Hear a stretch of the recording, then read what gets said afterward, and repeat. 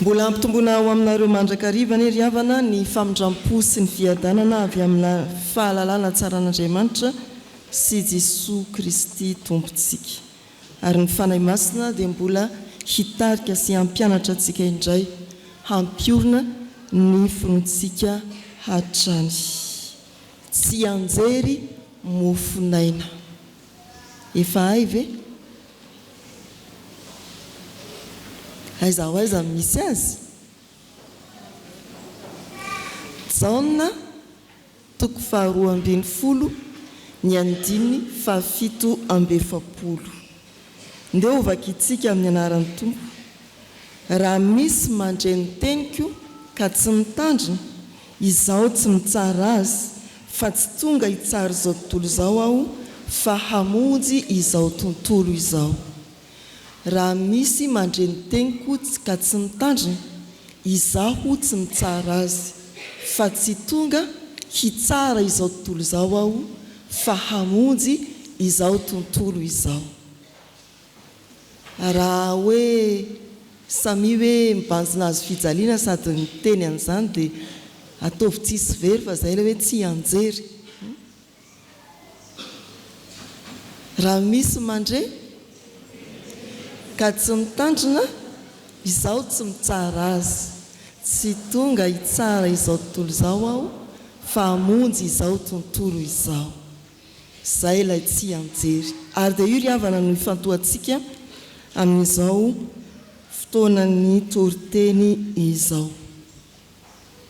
Filazantsara araka ny Jaona dia filazantsara somary manavy antsika fiangonana satria maro ny hevitra saritakariny. Ao amin'izany filazantsara araka ny Jaona izany, Jesosy ohatra rehefa nampianatra ny amin'ny mofonaina dia voalaza ny soratra masina hoe maro ny mpianatra noho ny ala, satria sarotra tamin'ny mpianatra ny nandray ny hevitra nambaran'i Jesosy milaza azy ho mofonaina. Dia hoy Jesosy, ianareo koa va mba te hiala. Betsaka ny hevim-panahy saritakarina ao amin'ny filazantsara araka ny Jaona. Izao tsenjery mofonaina izao dia mifamatotra amin'ny tantaran'ny herinandro masina. Tao aoriana ny akaran'i Jesosy ho an'i Jerosalema alahadin'ny sampandry fiindrindra dia voalaza ny soratra masina manomboka eo amin'ny 20 fa nitady ahita azy ny Grika, ahitan'i Jesosy ny Grika, fa nitodika manokana tamin'ny mpianatra i Jesosy ho setrin'izany dia nampahery azy ireo mba hiorina tsara amin'ny fahasoavana ao amin'i Jesosy Kristy, satria ho avy ny andro tsy maintsy hanesorana an'i Jesosy eto anivon'izao tontolo izao. Rehefa izany dia mahatsiaro mangorohoro i Jesosy nandray fampaherezana avy amin'Andriamanitra izy. Dia gaga ny olona rehetra ary lasa nihery Jesosy hoy ny soratra masina. Rehefa nihery i Jesosy dia niverina indray eo amin'ny 170 ary mitoy amin'ny 170 izay lazainy eto, ny antso, ny teny mbola mampandre, teny fiantsoana fibebahana, fialanena, andraisana ny famonjena. Ny 170 ry havana dia misy filazana manao hoe ny anaran'ny Tompo, ary Jesosy ny antso ka nanao hoe. Ilay hoe ny antso dia ny teny ampabe maso, ny teny mafy sady andranomaso. Izay io voambolan'io. Teo mason'ny daholobe, ny teny andranomaso, ny antso, ny teny mafy, hitaonan'ny olona.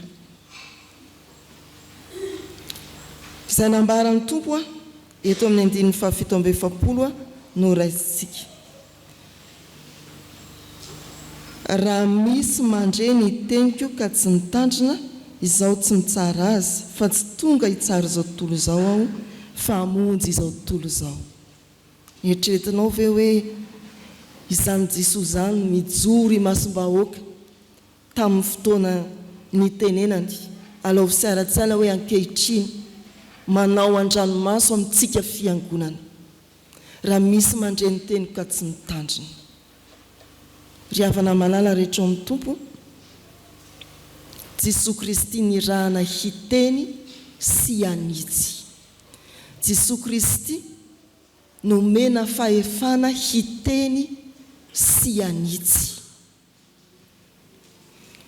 Rehefa mamaky ny manaraka isika dia ambaran'i Jesosy eo fa Jesosy Kristy dia tsy miteny izay tiany ho lazaina. Jesosy Kristy tsy mitory izay tiany ho toriana.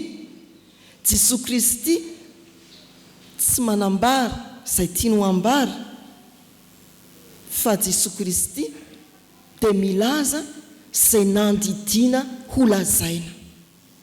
Ary io mandidy azy io dia ilay Andriamanitra naniraka azy, ambarany eto hoe ny ray.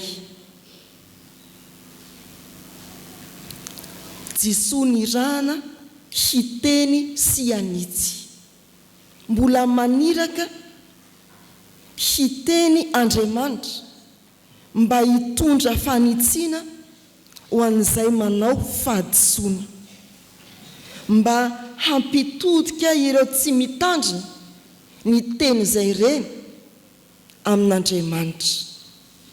No hoe mitandrina dia manome lanja na koa manisy dikany, eno mino mankatoa. No hoe tsy mitandrina zany dia manamaivana, manao tsinotsinona, tsy mankatoa ny teny izay ireny. Ary eo no hitondran'i Jesosy fanitsiana mafy sy an-dranomaso. Tandremo izay renareo. Azafaly manda manao tsinotsinona, manamaivana ny teny, fa izaho raha miteny hoy Jesosy dia miteny izay nandidiana ho lazaiko. Izay ny andininy 7:7. Fahefana avy amin'Andriamanitra no hitenenan'i Jesosy. Ny teny izay lazaina dia teny misy ny fahefan'Andriamanitra, mifono ny fahefan'Andriamanitra, manda ny fahefan'Andriamanitra izay manda ny tenin'i Jesosy. Misy ry havana voadona no ho ny tenin'Andriamanitra, mandona ny fotsika ny tenin'Andriamanitra, fa sika manao hoe okaloha tsy ho voaiko ny foko. Indraindray mazava ny lalana atoron'Andriamanitra, fa isika mbola mizotra amin'ny lalan-dririnina, manao hitsin-dalana amin'izay tiantsika andehanana ihany. Manindrona ny tenin'Andriamanitra fa tsy tonga hibebaka isika, amaivantsika ny fitaomana hibebaka. Izay antsonantsika dia ny hoe aza lavina fa tandremo ny teny renao. Mbola manao an-dranomaso, miantso indray ny fiangonana, ny hibebahana, hitodiana amin'Andriamanitra, aza maivanina ny fitoriana ny teny, aza maivanina ny fitaomana anao hitodika amin'Andriamanitra, hiala amin'ny lalana mahazatra, andeha amin'ny lala mahitsy, hitarian'Andriamanitra antsika amin'ny alalan'ilay teny misy fahefana. Ny faharoa, Jesosy Kristy dia nirahana hitia, tsy hiteny ihany fa nirahana ity, nomena fahefana hity ka hamonjy izy. Tazantsika eto amin'ny tapany faharoa amin'izao tsenjery mofinaina izao ny filazana manao hoe amin'ny anaran'ny Tompo, izaho tsy mitsara azy fa tsy tonga hitsara izao tontolo izao aho, fa hamonjy izao tontolo izao. maneho fitiavana ho fialanenina amin'ireo nandre fa tsy tonga amin'ny finoana sy ny fankatoavana ry havana. Izany teniny Jesosy izany. Avelan'i Jesosy any ny mampitsara azy, asehony kosa ny mahampamonjy azy. Azatonony fa ny fahatongavan'i Jesosy teto an-tany dia araky ny anarany hoe hamonjy Jesosy, ny tompo no mpamonjy, Jehova no mpamonjy. Tonga teto izy niakatra ho any an-danitra ary hiverina indray. Ilay fiverenan'ny fanindroany dia hitsara kosa. Izao fotoana izao eo am-piandrasana ny fiavian'ny tompo dia mbola andro mpamonjena. Mbola andro mpamonjena ary ametrahan'ny tompo any ambadimbadika any aloha ny mampitsara azy. Tsy hitsara azy aho fa tsy tonga amin'izao tontolo izao aho hitsara, fa tonga amin'izao tontolo izao aho hamonjy. Tolotra famonjena ry havana no atolotra Andriamanitra antsika amin'ny alalan'i Jesosy Kristy amin'izao vanim-potoana iarahantsika miaina izao. Efa nanday ireto mpiara-monina tamin'i Jesosy ary ao anatin'ny herinandro masay indrindra mahavaivay ny fandavan'izy ireo ny teny nentin'i Jesosy. Efa nanda mbola antsoina anana fahafahana hibebaka ihany mba ho vonjena. Tena hoe fa fatra-pandazy izay tsy mihaino ny teninao, izay tsy manaiky anao, fa mbola anaovan'i Jesosy an-dranomaso satria tonga hamonjy izy fa tsy hitsara. Rehefa mijery ireo arisivan'ny tantaram-pamonjena ao amin'ny Baiboly isika ry havana dia mahita tokoa fa sasatry ny miarina ny zanak'Israely ary sasatry ny manarina azy Andriamanitra amin'ny tanam-pitiavany. Ao amin'ny tantaran'ny niakaran'i Jesosy any Jerosalema, filazantsaraka ny Lioka 20 miakatra any Jerosalema i Jesosy dia mieritreritra ny hoe raha mba mahafantatra mantsy ianao na dia amin'ity andro ity ihany aza momba ny fiadanana, ankehitriny miafina amin'ny masonao izany. Malahelo i Jesosy miakatra any Jerosalema, tsy takatry ny olona ny famonjena. Mbola mitady ny hamonjy i Jesosy, mbola mitady olona ho vonjena i Jesosy. Mety isan'izay sasatry ny miarina koa ianao amin'ny fiainana.